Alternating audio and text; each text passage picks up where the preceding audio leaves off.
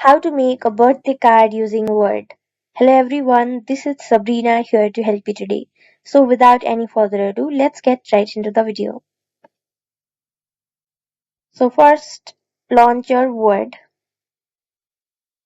and then you can also use a blank document and create a custom birthday card. But if you do not know how to and you want to use a template, you can also simply search for birthday in this new, and now you will find several birthday templates.